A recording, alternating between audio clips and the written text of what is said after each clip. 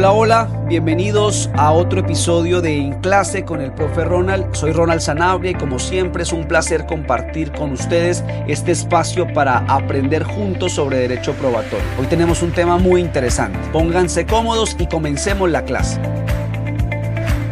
Estamos viendo el juicio de admisibilidad probatoria. Hoy nos corresponde ver los últimos 3 criterios de este juicio, que son la conducencia, la necesidad y la utilidad. Vamos a analizar cada uno de ellos y cómo impactan en la decisión del decreto o el auto de pruebas. Por ahora hemos dicho que el juicio de admisibilidad probatoria se compone de 2 grandes criterios, los criterios formales y los materiales, que los formales son la competencia, la legitimación, la oportunidad y la formalidad. Y hemos visto un criterio material que es el criterio de pertinencia. También recuerdo 2 cosas más. Primero, que este juicio está organizado de manera sistemática. Es decir, si no está el primero, que sería competencia, pues paramos. El juez debería no decretar la prueba porque con uno que no se dé, no es necesario seguir con el siguiente. Y lo segundo es que los criterios formales se refieren a aspectos procesales de forma sobre la prueba. En cambio, los materiales son calificativos, adjetivos, valoraciones sobre la prueba o su contenido. Ese es como el resumen de lo que llevamos. Ahora empecemos por el primer criterio de la clase de hoy, que es conducencia. Voy a empezar por la definición casi que textual de conducencia. La mayoría de autores, jurisprudencia, definen la conducencia de la siguiente manera. Hay 2 palabras de inicio clave. La conducencia es la idoneidad o la aptitud con P, es decir, la capacidad, ¿no?, de hacer algo. Entonces, la conducencia es la idoneidad o la aptitud de una prueba para demostrar un hecho.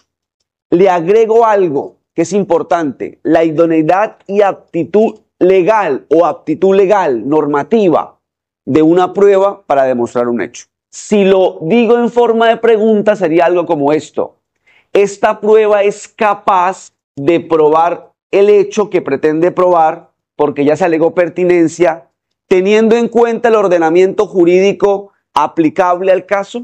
¿Tiene esa capacidad conforme al derecho? Ahora, para entender el contenido de esta definición y de esta pregunta, me tengo que adelantar a un temita que vamos a mirar cuando estemos en valoración probatoria y cuando estemos en los sistemas de demostración de prueba.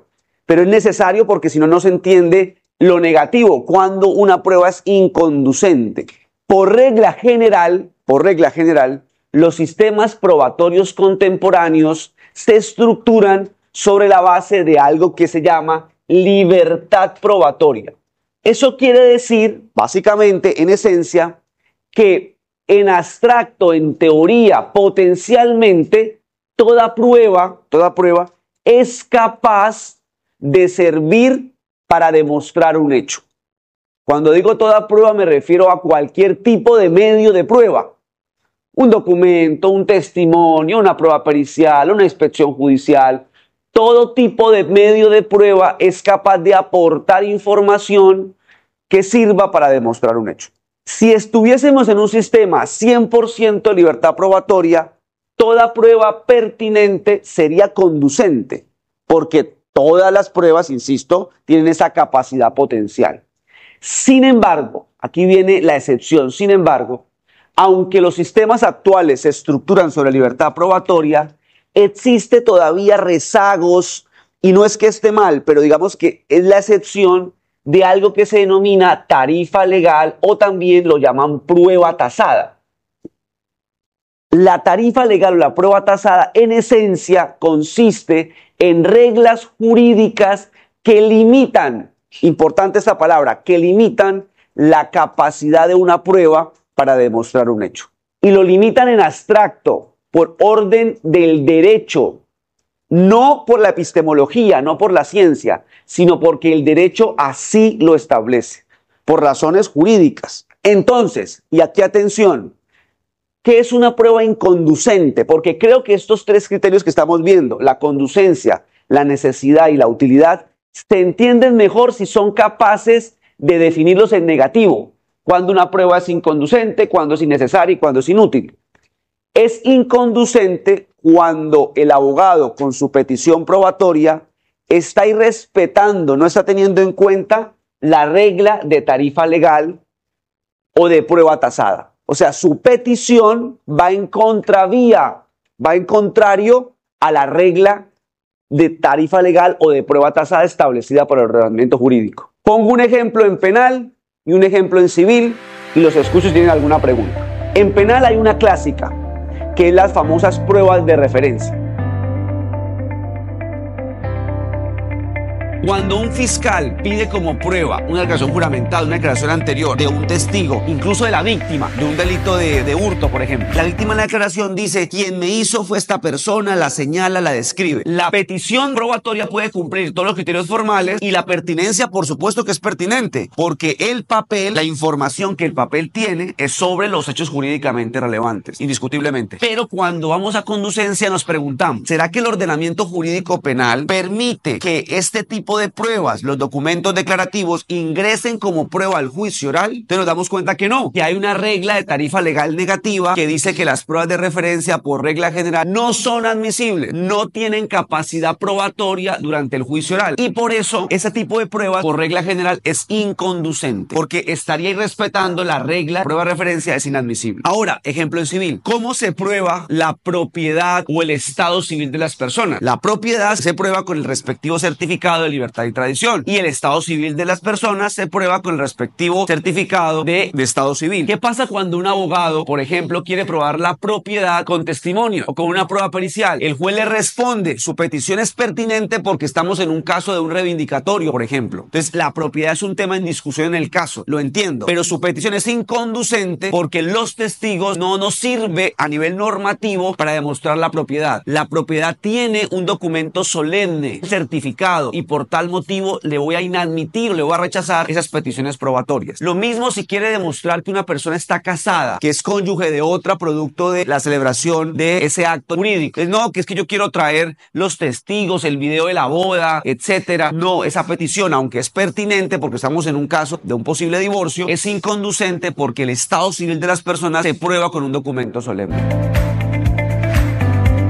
Profe, usted menciona que por regla general en el ámbito penal las pruebas no son conducentes. ¿Qué mecanismo se utiliza para cambiar ese método o esa afirmación que usted menciona? Buena pregunta, con una aclaración. Por regla general, las llamadas pruebas de referencia son inadmisibles. Por prueba de referencia, entienda toda declaración anterior al juicio oral, sea que conste en un escrito o sea que la persona se la haya dicho a una tercera persona. Las que constan por escrito pueden ser entrevistas, declaraciones juradas, interrogatorios al indiciado, informes de policía. Ese que constan en documentos, en papeles. Esos papeles, por regla general, son inadmisibles porque el código los cataloga como prueba de referencia. Bueno, su pregunta es: bueno, profesor, usted me dice que es la regla general. ¿Cuándo se activa la excepción? El propio código trae las causales. En general, las causales tienen que ver con la indisponibilidad del testigo para ir al juicio oral. Cosas como la muerte, como la desaparición, como por ejemplo que tuvo un problema de memoria debidamente demostrado. Y hoy en día se ha ampliado a causales como que el testigo no comparece al juicio, no sabemos dónde se encuentra, aunque se es llamado, no va al juicio oral. Entonces, circunstancias tienen como común denominador, insisto, que el testigo no está disponible funcionalmente en el juicio oral, es decir, no va a declarar. Si el fiscal o el defensor, el que está interesado, logra demostrar que esa indisponibilidad se presenta, se activa la excepción y ya deja de ser inconducente y se convierte en conducente. Pero insisto, por la demostración de los requisitos excepcionales, no por regla general. Profe, es que no me queda muy claro lo del tema de tarifa legal y prueba tasada. No sé si hay algún tipo de diferencia o más bien hay similitudes al respecto. Las dos expresiones, tarifa legal o prueba tasada, se utilizan como sinónimos. No hay en esencia ninguna distinción. Hoy en día suena más tarifa legal, al menos en Colombia, pero insisto, es sinónimo de prueba tasada. Aprovecho para recordar la esencia. La tarifa legal son reglas jurídicas, como son jurídicas creadas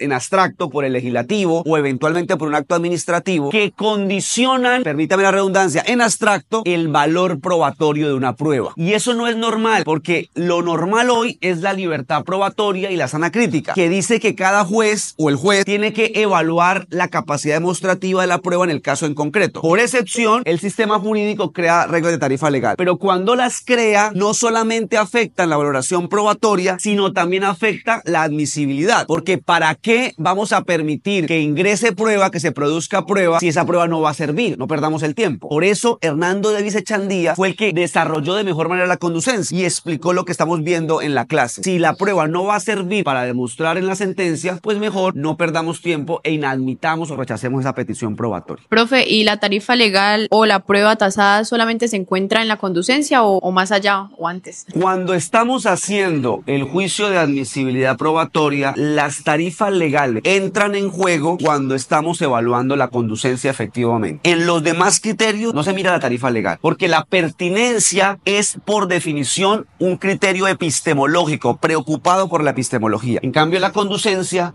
ya no le importa tanto la epistemología, sino le importa es el respeto a las reglas jurídicas que regulan la actividad probatoria. ¿La prueba anticipada también cuenta como prueba de referencia? Hoy en día, en materia penal, la respuesta es sí. La prueba anticipada es en esencia una declaración anterior. ¿Anterior a qué? Al juicio oral y al juez de conocimiento, porque la prueba anticipada en materia penal se hace ante el juez de control de garantía. Sin embargo, hay una fuerte tendencia, que yo creo que ya no demora mucho en generar el cambio, estoy en general de acuerdo con el cambio, en decir que la prueba anticipada, como se hace ante un juez con las dos partes en contienda, por regla general no ameritaría que la persona vuelva a ir a declarar, pero es una propuesta del eje ferenda, ¿no? Una propuesta académica. Por ahora sigue siendo prueba de referencia y por tal motivo, si llega el juicio oral y el testigo que declaró como prueba anticipada está presente, está disponible, tiene que volver a ir a la audiencia de juicio oral a declarar. Pasemos entonces al tercer criterio material y hagámonos la pregunta: ¿cuándo una prueba pertinente y que ya sabemos que es conducente se convierte en innecesaria? Es decir, empecemos por lo negativo. La clave está en lo siguiente: una prueba es innecesaria cuando se refiere a alguno de los hechos exentos de prueba que vimos en clase. Recordémoslo, si un abogado pretende probar el derecho, las normas jurídicas, se le responde que es innecesario. Casos muchos, abogados litigantes que pagan a expertos jurídicos, conozco muchos casos, para que brinden conceptos normativos sobre si un contrato estatal se hizo conforme a derecho o sobre si una decisión judicial respeta el marco normativo. Recuerdo un caso en donde un abogado defensor le pagó a un exmagistrado de la corte para que evaluara si la decisión de un juez de penal de otorgar una prisión domiciliaria era conforme a derecho y pidió esa prueba como prueba pericial en la audiencia preparatoria. ¿Qué le respondió el tribunal y la Corte Suprema de Justicia? Criterios formales, bien, perfecto. Pertinencia, también, porque el abiertamente contrario a derecho es un tema objeto de discusión. Conducencia, pues no hay tarifa legal sobre ese punto, entonces también perfecto, es conducente. Pero en necesidad se dijo, los juicios normativos, la calificación jurídica, la valoración jurídica o normativa es un problema de nosotros, del tribunal y de ustedes como abogados. No es un problema probatorio, no es de prueba de los hechos y por tal motivo es innecesario. Los otros 4 hechos exentos de prueba, cuando se refiere a un hecho presunto, pero una presunción absoluta, porque ya saben ustedes que yo puedo desvirtuar una presunción relativa, pero cuando la prueba se refiere a una presunción absoluta o iuri et de iuri, la petición es innecesaria. Típico caso, el abogado defensor en materia penal que quiere demostrar, comillas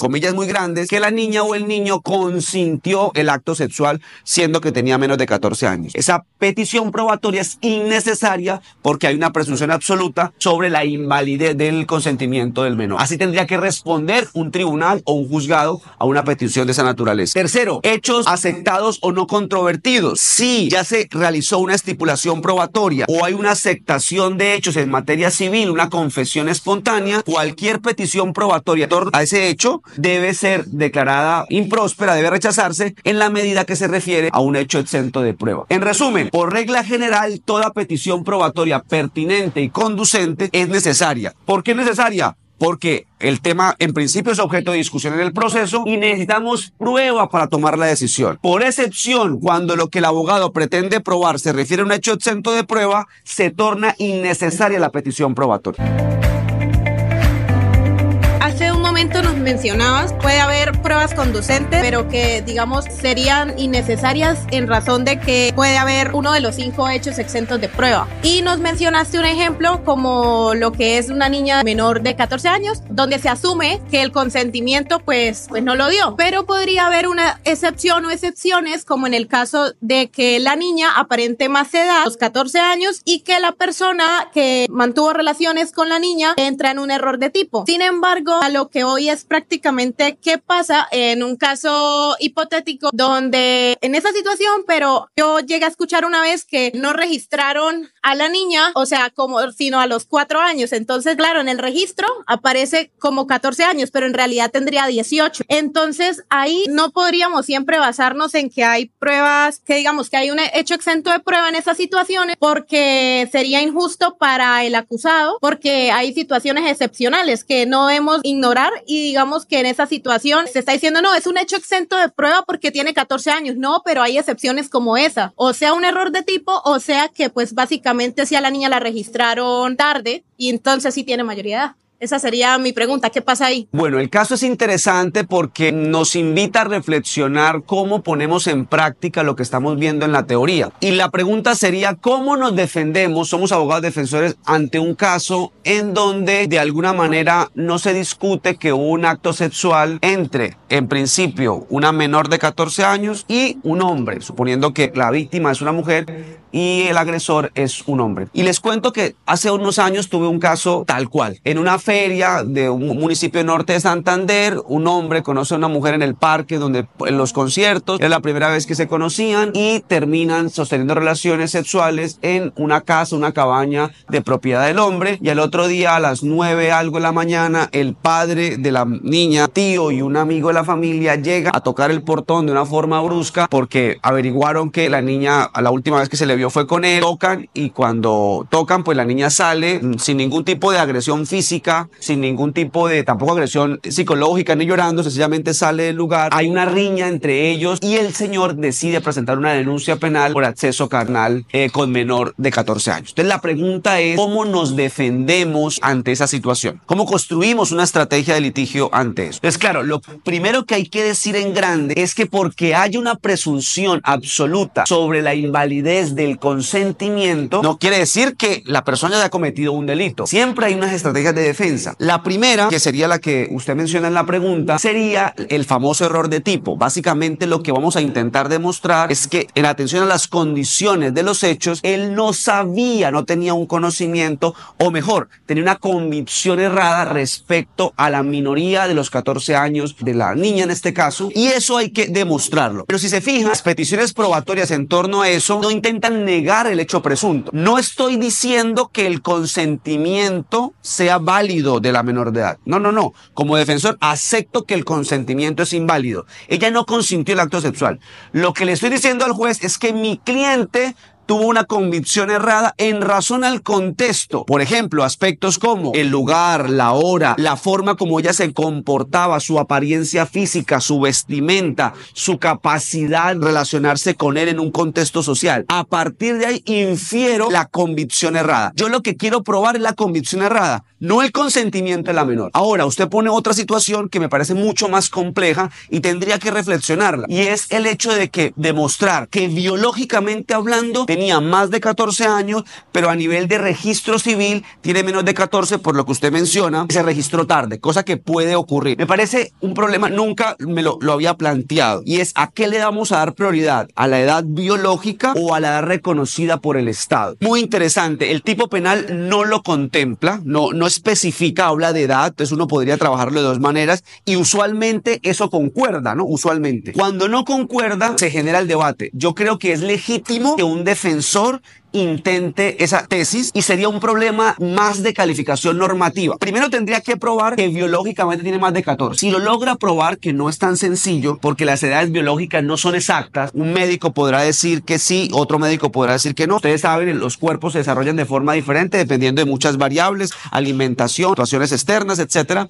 Pero vamos a suponer que logra demostrar que biológicamente tiene más de 14. Si lo logra demostrar, se vuelve un problema de calificación normativa. El tipo penal, ¿a qué le da prioridad. ¿Qué se refiere con la edad? ¿A la edad de reconocimiento estatal o a la edad biológica? Tiene dos problemas, pero es una tesis legítima. Pero fíjese que nuevamente, para mi clase, lo que me interesa es que el abogado ahí no está negando que un menor de 14 años no consiente, el consentimiento es inválido. Lo que está haciendo es asegurando que la niña tenía más de 14 biológicamente hablando. Lo que quiere es que no se le aplique la presunción porque está discutiendo la prueba del hecho base. Aunque es válido esas estrategias, eso no niega que la presunción es absoluta y que esa presunción volvería cualquier petición probatoria sobre ella innecesaria. Vamos con el último criterio, utilidad. La utilidad tiene que ver con la economía procesal y con la eficiencia. Tiene que ver con cuidar los recursos procesales. Ustedes deben ser conscientes que el proceso es muy costoso en términos de plata económico,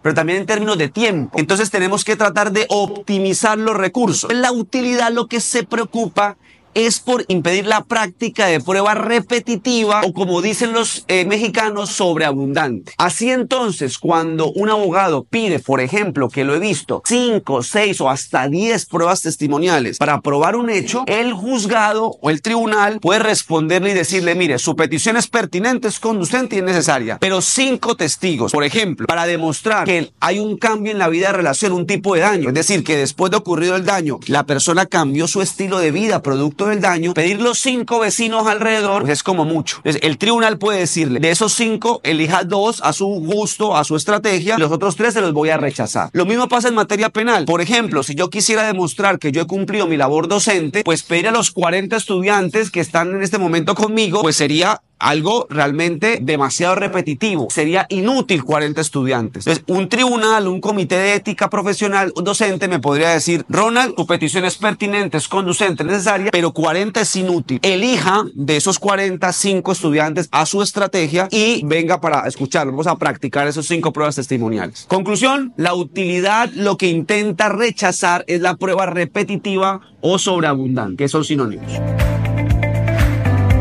Profe, ¿cómo un juez puede determinar la inutilidad de la prueba cuando la contraparte puede argumentar que todas estas testigos son útiles? Bueno, la pregunta es muy interesante. Claro, en el momento de la admisibilidad probatoria, de alguna manera el juez se basa en lo que los abogados le dicen. Es un ejercicio de confianza en la manifestación de la parte. ¿Cómo hace un juez para hacer un juicio serio de utilidad de la prueba? Aquí la clave está en el abogado, porque el que puede justificar que aunque son 10, cada una de las pruebas va a dar detalles distintos, es el abogado cuando argumenta pertinencia, porque es él el que dice, aunque son 10, el 1 y el 2 van a decir algo distinto, el 3 y el 4 algo diferente, porque estaban ubicados en perspectivas distintas de los hechos. Pero si el abogado se limita a dar una pertinencia uniforme, pues el juzgador al momento de hacer la utilidad van a hablar de lo mismo y no ofrecen ningún detalle distinto. Entonces, conclusión, muy importante la carga argumentativa del abogado cuando pide múltiples pruebas sobre un mismo hecho para intentar darle autonomía de pertinencia a cada petición probatoria. Y el juzgador, para hacer este juicio de utilidad, no debería hacer especulaciones, sino basarse de manera estricta en lo que el abogado le señala. Una última cosa, y aprovecho para decirla, cuando un juez hace ese limitante de 10 elija 2, es muy importante que el juez no elija a los 2, que no se intrometa en la estrategia probatoria, porque quien debe elegir los 2 es el abogado. De lo contrario, estaría, insisto, inmiscuyéndose en una temática que no le corresponde, porque es el abogado el que selecciona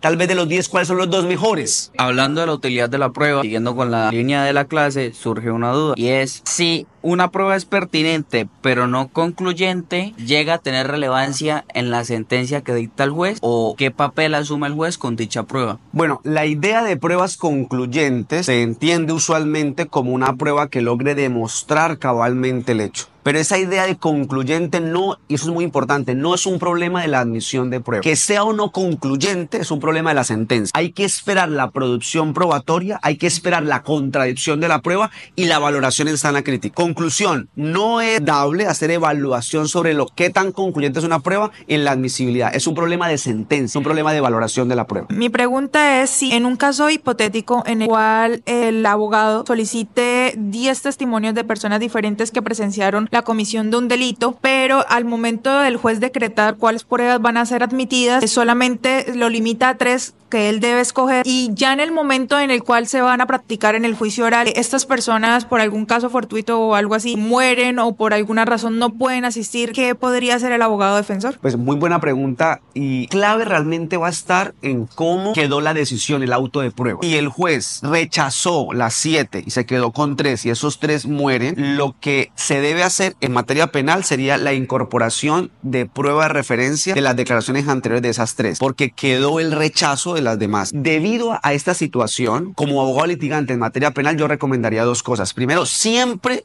defensores, tómenle declaración anterior a los testigos, sobre todo cuando son muy importantes, para que cuando ocurra cosas como estas, tengan ustedes una prueba para incorporar, porque si no tienen ni siquiera la declaración anterior, no van a poder incorporar nada. Y la segunda recomendación, que ya la he visto en la práctica, sobre todo los fiscales la utilizan mucho, es que le dicen al juez, yo tengo 10 testigos, entiendo que 10 son muchos, elijo estos 3 como prioritarios, pero si pasa algo con estos 3, como la muerte, permítame elegir otro de los 10. Y hay jueces que han permitido ese tipo de decisiones, que la han emitido. Me parece válido. Me parece correcto, sobre todo para anticipar situaciones como esas. Yo tuve un caso de 7 hermanos. Era un tema de una reunión en donde se había acordado supuestamente darle dinero a un juez. En la reunión estaban los 7. Entonces la fiscal pide los 7 bajo ese argumento. Dice, yo voy a traer solamente 2, pero son hermanos que están en diferentes lugares del mundo. Pido los 7 diciendo que solamente voy a traer 2, pero permítame seleccionar los 2 en la medida que vaya ocurriendo el juicio oral. Yo me opuse como defensor. El tribunal dijo, no, es una medida razonable, solamente aclarando que solamente puede traer 2 de los 7. Son temas ya de, digamos, de situaciones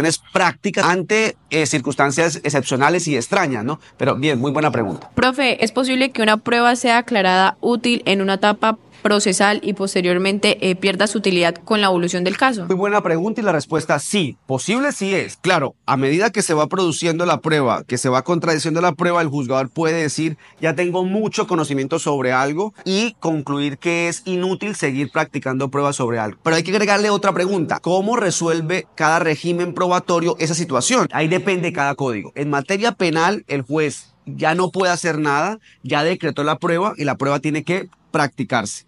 Solamente los abogados pueden desistir de la prueba, pero el juez no. En cambio, en materia civil, Código General del Proceso para prueba testimonial, el código le permite al juzgador, cuando considere que ya es inútil seguir practicando prueba testimonial sobre los hechos, él puede rechazar las pruebas que hacen falta practicar. Eso es una regla de código. Pero insisto, ¿es posible en términos prácticos? Lo es. Una vez aceptemos eso, la pregunta es ¿cómo lo resuelve cada código? En materia penal, el juez no puede hacer nada. En materia civil, sí podría rechazar las pruebas que están pendientes por practicar. Buena pregunta.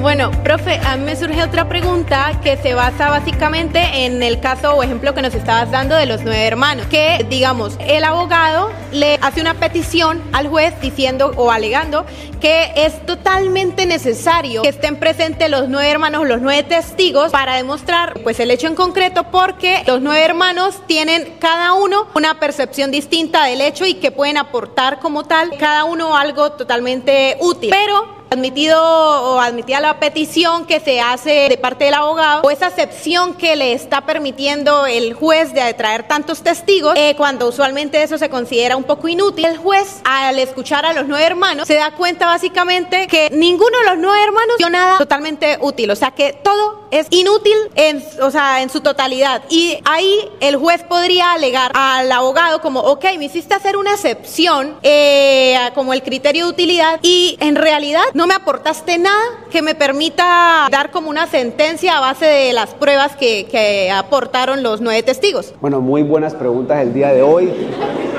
Como siempre, ¿no? Pero muy buenas preguntas. A ver, yo sobre esa pregunta, yo creo que hay 2 cosas por decir. Lo primero es recordar que cuando un abogado litigante va a pedir pruebas múltiples sobre un mismo hecho, tiene una carga argumentativa particular cuando argumenta pertinencia. La idea es que sea capaz o que cumpla con la carga de diferenciar la pertinencia de cada prueba. Y aquí, por favor, una recomendación grande. No incurran, por favor, en la llamada falacia de petición de principio. Cuando se les pide argumentar, no pueden utilizar expresiones vacías como es que las pruebas son muy importantes, son fundamentales, esto es crucial para el juicio, porque son expresiones que realmente no aportan un argumento, sino que están diciendo lo mismo sin aportar algo distinto, sin dar una premisa diferente. Pero vamos a suponer que el abogado lo cumple. Normalmente buenas justificaciones tienen que ver con la ubicación, la perspectiva del testigo, dónde está ubicado, eso puede justificar, o los momentos temporales.